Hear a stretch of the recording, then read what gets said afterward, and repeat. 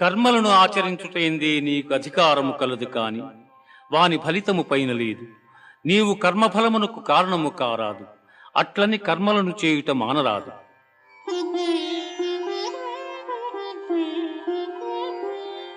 దుఃఖేష్వనుద్విగ్నమనా సుఖేషు విగత స్పృహ వీతరాగ భయ క్రోధ స్థితధీర్మునిరుచ్యతే.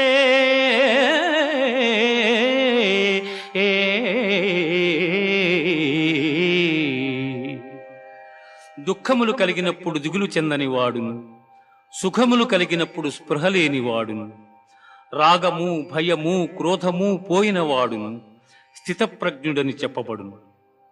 ధ్యాయతో విషయాన్ పుంసః సంగస్తేషు